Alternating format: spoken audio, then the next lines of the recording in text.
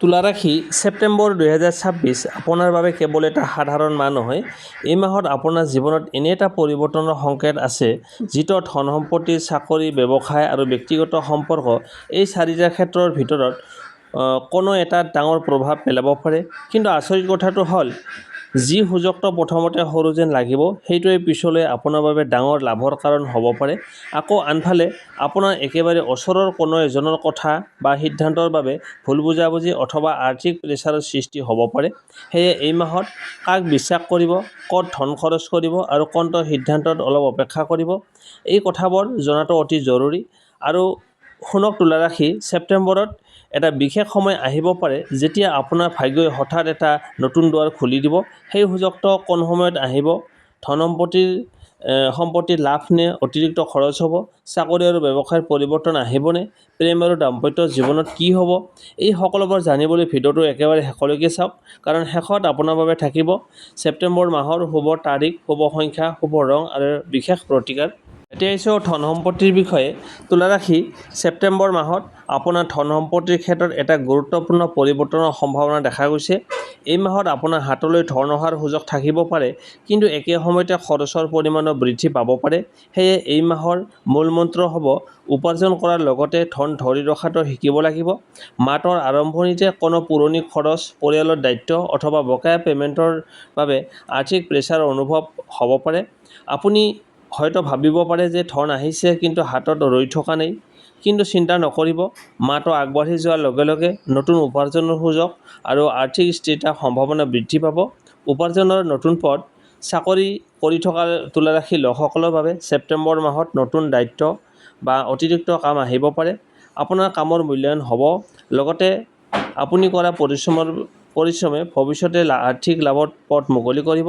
কিছুমানৰ বাবে salary ইনক্ৰিজমেণ্ট, incentive, commission অথবা পুৰণি পে'মেণ্ট লাভ কৰাৰ সুযোগ থাকিব। যিসকলে চাকৰি বিচাৰি আছে তেওঁলোকৰ বাবে নতুন সুযোগৰ খবৰ আহিব পাৰে। কিন্তু প্ৰথম সুযোগটো দেখি তৎক্ষণাত সিদ্ধান্ত নলৈ চেলাৰী, লোকেশ্যন, ৱৰ্কিং কণ্ডিশ্যন আৰু অন্যান্য সুবিধা ভালদৰে পৰীক্ষা কৰক।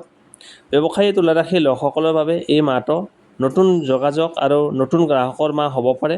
পুৰণি কাষ্টমাৰ পুনৰ ঘূৰি আহিব, নতুন অৰ্ডাৰ লাভ কৰিব। কোনো পুৰণি বিজনেছ কণ্টেক্টে আকৌ কামৰ সুযোগ দিব পাৰে। বিশেষকৈ customer service, beauty, fashion, design, trading, online business, পাৰ্টনাৰশ্বিপত বিশেষ লোকসকলে নতুন সুযোগ লাভ কৰিব পাৰে। কিন্তু ব্যৱসায়ত এটা ভুল নকৰিব, লাভৰ আশাত একেলগে বহু ধন ষ্টক বা নতুন কামত আবদ্ধ নকৰিব। আগতে কেছ ফ্ল' ঠিক ৰাখক, তাৰপিছত এক্সপেনশ্যনৰ কথা ভাবিব। ঘৰ, মাটি, সম্পত্তি। তুলা ৰাশিৰ যিসকলে ঘৰ, মাটি অথবা অন্য কোনো সম্পত্তি কিনা বেচাৰ কথা ভাবি আছে তেওঁলোকৰ বাবে ছেপ্টেম্বৰ মাহটো আলোচনাত আগবাঢ়িব পাৰে। কোনো পুৰণি প্ৰপাৰ্টি ডিল পুনৰ আৰম্ভ হ'ব পাৰে। কিন্তু প্ৰপাৰ্টিৰ ক্ষেত্ৰত বিশেষ সাৱধান হওক। মুখৰ কথাত ডিল নকৰিব। কাগজ-পত্ৰ, মালিকীস্বত্ব, মূল্য, ঋণ, ৰেজিষ্ট্ৰেশ্যন আৰু আইনগত বিষয়সমূহ ভালদৰে পৰীক্ষা কৰিহে সিদ্ধান্ত লওক। আপোনাৰ চিনাকি মানুহে পৰামৰ্শ দিলেও সহজে তথ্য নিজে পৰীক্ষা কৰক। এই মাহত পুৰণি বকেয়া ধন অথবা বহুদিন ধৰি অপেক্ষা কৰি থকা কোনো পে'মেণ্ট লাভ কৰাৰ সম্ভাৱনা থাকিব পাৰে। কিন্তু ধন ঘূৰি আহিবলৈ অলপ সময় লাগিব। কোনোবাই পে'মেণ্ট পিছলৈ ঠেলি দিব পাৰে বা কিস্তিত দিব পাৰে। সেয়ে ধৈৰ্য হেৰুৱাই সম্পৰ্ক নষ্ট নকৰিব। শান্তভাৱে কিন্তু দৃঢ়ভাৱে নিজৰ প্ৰাপ্য ধন দাবী কৰক। টকা পইচাৰ ক্ষেত্ৰত ডাঙৰ সতৰ্কবাণী। তুলা ৰাশি, ছেপ্টেম্বৰ মাহৰ আপোনাৰ বাবে আটাইতকৈ গুৰুত্বপূৰ্ণ সতৰ্কবাণী হ'ল অতি সহজে ডাঙৰ লাভৰ প্ৰতিশ্ৰুতিত বিশ্বাস নকৰিব। কোনোবাই যদি কয় কম সময়ত টকা দুগুণ হ'ব, নিশ্চিত লাভ পাব, এতিয়াই ইনভেষ্ট কৰক, পিছত সুযোগ নাথাকিব, তেনে কথাত তৎক্ষণাত সিদ্ধান্ত নিদিব। ইনভেষ্ট কৰাৰ আগতে সকলো তথ্য পৰীক্ষা কৰক আৰু প্ৰয়োজন হ'লে যোগ্য ব্যক্তিৰ পৰামৰ্শ লওক। বিশেষকৈ অচিনাকি মানুহৰ কথাত ডাঙৰ অংকৰ ধন ধাৰলৈ দিয়াৰ ক্ষেত্ৰত সাৱধান হওক। যিসকলৰ ওপৰত পুৰণি ঋণ আছে তেওঁলোকৰ বাবে এই মাহত ঋণ কমোৱাৰ পৰিকল্পনা কৰা ভাল। এটা ঋণ পৰিশোধ কৰিবলৈ আন এটা ডাঙৰ ঋণ লোৱাৰ আগতে ভালদৰে চিন্তা কৰক। ঘৰ সংসাৰৰ প্ৰয়োজনীয় খৰচ থাকিব পাৰে। সেয়েহে অপ্ৰয়োজনীয় শ্বপিং, লাক্সাৰী আইটেম অথবা দেখুৱাবলৈ কৰা খৰচ কমাই দিয়ক। মনত ৰাখিব, ধন আহিছে মানে সকলো ধন খৰচ কৰি খৰচ কৰিব লাগিব বুলি কোনো কথা নাই। এই মাহত আপোনাৰ বাবে ছেভিং সঞ্চয় কৰাটো খুবেই গুৰুত্বপূৰ্ণ। প্ৰতি সপ্তাহত অলপ হ'লেও ধন পৃথক কৰি ৰাখক। যদি আপুনি আগতে ছেভিং কৰিব পৰা নাছিল, তেন্তে ছেপ্টেম্বৰ মাহৰ পৰা নতুন ফাইনেন্সিয়েল ৰুটিন আৰম্ভ কৰিব পাৰে। আপোনাৰ সৰু সৰু সঞ্চয় ভৱিষ্যতে ডাঙৰ সহায় কৰিব। ছেপ্টেম্বৰৰ প্ৰথম ভাগত খৰচ কিছু বেছি থাকিব পাৰে, কিন্তু মাহটোৰ মাজভাগৰ পৰা আৰ্থিক দিশত কিছু সাকাচ অনুভৱ স্বস্তি আহিব পাৰে। পুৰণি পে'মেণ্ট, নতুন কাম অথবা অতিৰিক্ত উপাৰ্জনৰ সুযোগৰ পৰা লাভ পাব পাৰে। বিশেষকৈ কোনো পুৰণি পৰিকল্পনা পুনৰ লাভ কৰাৰ সুযোগ আহিলে ভালদৰে বিশ্লেষণ কৰি আগবাঢ়িব পাৰে। বিশেষ মেছেজ: তুলা ৰাশি, ছেপ্টেম্বৰ 2026ত আপোনাৰ ধন সম্পত্তিৰ ভাগ্যৰ মূল চাবিকাঠি হ'ল সঠিক সময়ত সঠিক সিদ্ধান্ত লোৱা। ধন আহিব পাৰে, নতুন কাম আহিব পাৰে, পুৰণি পে'মেণ্ট ঘূৰি আহিব আৰু ব্যৱসায়ত নতুন গ্ৰাহকৰ সৃষ্টি হ'ব পাৰে। কিন্তু আপোনাৰ আৰ্থিক উন্নতিৰ আটাইতকৈ ডাঙৰ বাধা হ'ব পাৰে অতিৰিক্ত খৰচ কৰা, ভুল মানুহক বিশ্বাস কৰা আৰু খৰধৰ কৰি ইনভেষ্ট কৰা। সেয়ে এই মাহত এইবোৰ কথা মনত ৰাখিব। সুযোগ দেখিলে আগবাঢ়ক, কিন্তু ধন লগাৰ আগতে এবাৰ নহয় দুবাৰ ভাবক। তুলা ৰাশি, আপোনাৰ জীৱনত ধন সম্পত্তিৰ স্থিৰতা, ব্যৱসায়ত উন্নতি আৰু আৰ্থিক শান্তি আহক। প্ৰেম আৰু দাম্পত্য জীৱন। তুলা ৰাশি জাতক জাতিকাসকল, ছেপ্টেম্বৰ 2026 আপোনাৰ প্ৰেম আৰু দাম্পত্য জীৱনৰ বাবে এক গুৰুত্বপূৰ্ণ মাহ হ'ব পাৰে। এই মাহত কেৱল ভালপোৱা বৃদ্ধি পোৱাই নহয়, সম্পৰ্কৰ ভিতৰত লুকাই থকা ভুল বুজাবুজি, অভিমান আৰু পুৰণি কথাবোৰ সন্মুখলৈ আহিব। যিসকলৰ প্ৰেমৰ সম্পৰ্কত আছে, তেওঁলোকৰ বাবে এই মাহত এটা বিশেষ পৰিৱৰ্তন দেখা যাব পাৰে। যিসকল মানুহে আপোনাক লৈ সঁচাকৈয়ে চিন্তা কৰে, তেওঁৰ মনৰ কথা আপুনি অধিক স্পষ্টভাৱে বুজিবলৈ সক্ষম হ'ব। কিন্তু ইয়াৰ বাবে আপোনাক এটা কথাই অতি গুৰুত্বপূৰ্ণ: খঙৰ সময়ত সিদ্ধান্ত নল'ব। প্ৰেমৰ ক্ষেত্ৰত ছেপ্টেম্বৰ মাহৰ আৰম্ভণিতে প্ৰেমৰ ক্ষেত্ৰত কিছু ইম'চনেল আপছ এণ্ড ডাউনছ থাকিব পাৰে।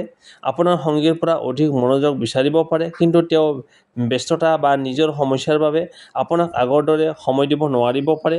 ইয়াৰ ফলত আপোনাৰ মনত এটা প্ৰশ্ন আহিব পাৰে, তেওঁ সঁচাকৈয়ে মোক ভাল পায়নে? তুলা ৰাশি, এই মাহত সকলো কথা নিজৰ মতে ব্যাখ্যা কৰি লোৱাটো আপোনাৰ বাবে ভুল হ'ব পাৰে। প্ৰথমতে কথা পাতক, তাৰ পিছত সিদ্ধান্ত লওক। মাহৰ মাজভাগত প্ৰেমৰ সম্পৰ্কত ইতিবাচক পৰিৱৰ্তনৰ সম্ভাৱনা আছে।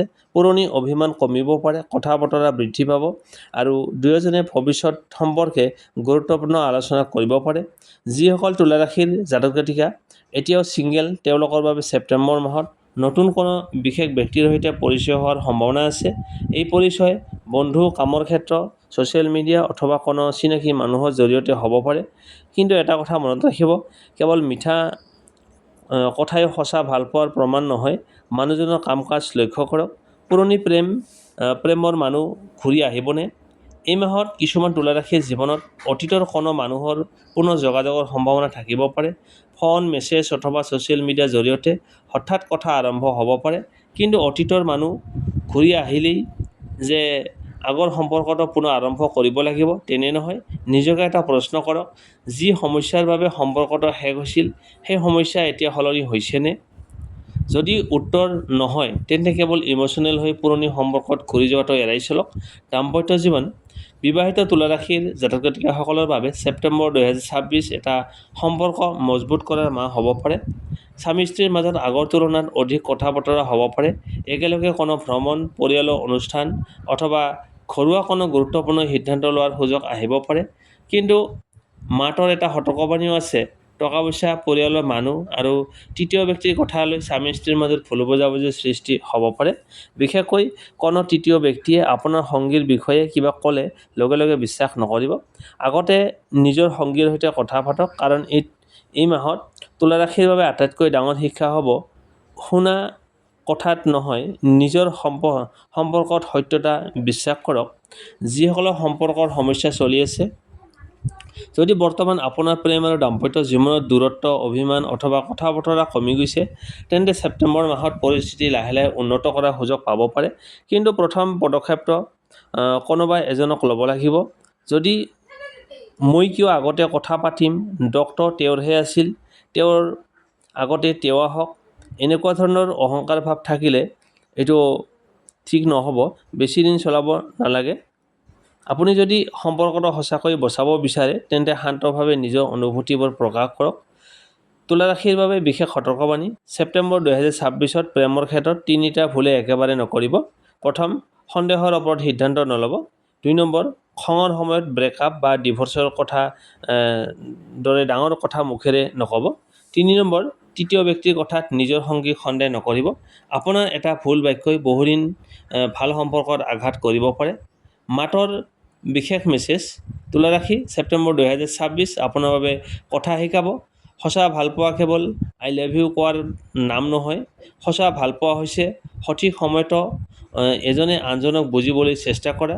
যিসকলৰ সম্পৰ্ক সঁচা তেওঁলোকৰ মাজত এই মাহত বণ্ডিং বৃদ্ধি পাব পাৰে, আৰু যিসকলৰ সম্পৰ্ক কেৱল বাহ্যিক আকৰ্ষণৰ ওপৰত নিৰ্ভৰ কৰে তেওঁলোকৰ বাবে ছেপ্টেম্বৰ মাহটো সত্যত লাহে লাহে প্ৰকাশ পাব পাৰে। সেয়েহে তুলা ৰাশি, এই মাহত হৃদয়ৰ কথা শুনিব কিন্তু বুদ্ধিৰ দুৱাৰখন বন্ধ নকৰিব।